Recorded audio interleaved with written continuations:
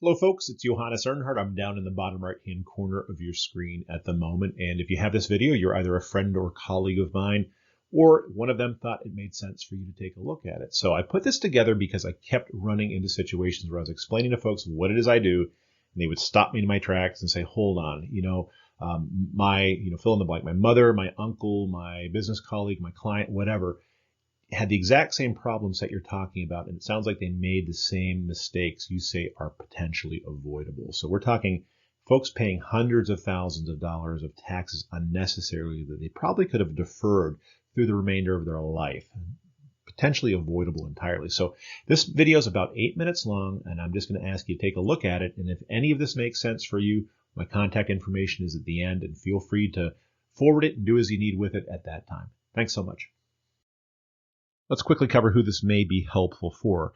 It's going to be people who have highly appreciated investment real estate. So people who own apartment units and complexes that they're renting out, or maybe they have beach property and a vacation spot, or maybe they even own an office building that they might rent partially for their own business, but also rent out to other people. Whatever the case is, whatever they paid for it years ago is a lot less than what it's worth today if they sold it in the marketplace. So they're also going to be folks who are maturing through the stages of ownership. So whereas they might have been entrepreneurial when they were younger and really excited about owning that property, they're kind of getting a little bit tired of the operational control and duties and responsibilities. So this can begin as early as folks in their 50s usually, but definitely it's beginning to press by the time we start getting closer to retirement, so into the 60s and certainly by their 70s. Now, at times it can even be folks who are getting close to their 80s. We're talking elderly people, and we'll get into that in just a little bit. So folks in this situation have a couple of options. The first one is the obvious one, which is simply to sell and pay the taxes on the transaction.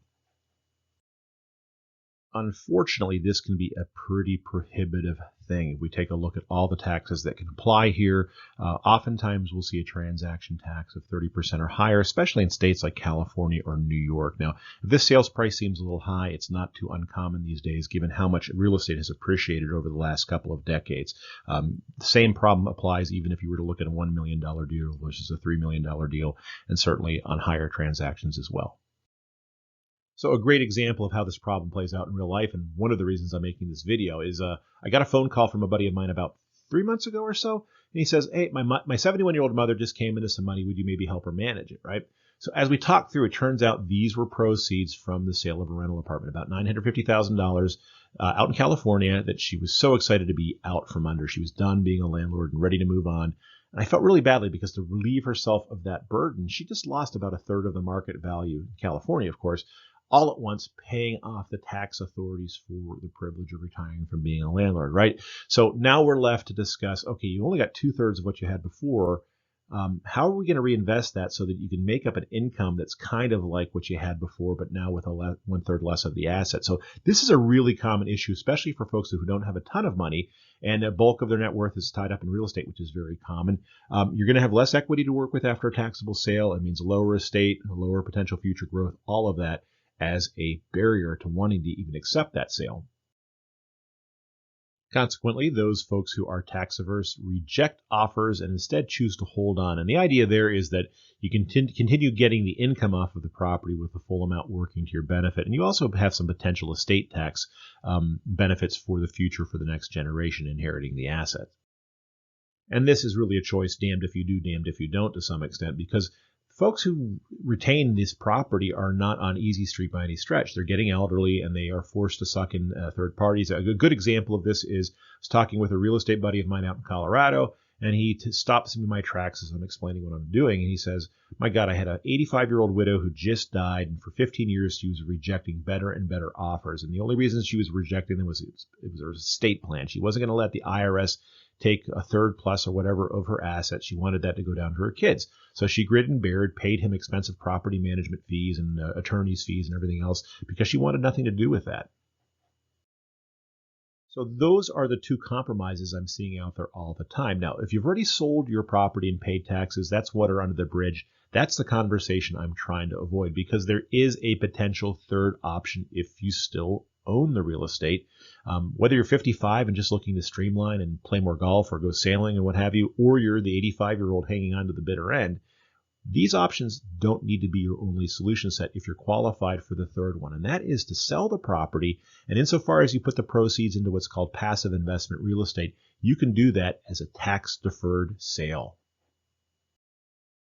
Now, the power of being able to do this deferred swap between properties means that the $726,000 that we were talking about being taxable over here earlier in the example, suddenly all of those proceeds stick with the owner of that property. So this has the potential for future growth, future income, and it gets to be able to grow for the estate down to the next generation. So that's what my firm specializes in. We help people who want to lighten up on these ownership obligations find the passive investment property, this real estate that they can use in order to defer taxes on this transaction. Now, this is important to know, is that this is not something you get through a real estate agent. This is actually a private placement security. It's usually going to be reserved for high net worth individuals. So not everybody's going to be qualified for it. And it does require folks who specialize in it. A lot of folks don't even know these things exist because they're structured very explicitly for the tax deferral. So it rules out most all investment programs out there. So we focus in this niche. We are sometimes creating these programs ourselves, helping people build them, but we're otherwise doing a lot of due diligence on all the various providers of them out there. And then we narrow down a list for folks who want to get from here over to here who are eligible to do so. So a big question I ask of folks who are considering this sort of thing is, what would you do differently if you weren't tethered to that property? If you could sell it and have the peace of mind that you no longer had to deal with being a landlord, how would you structure life differently? So that answer is 1,000 different people, 1,000 different answers. But suddenly, without that tax barrier, that door is open to all of that potential.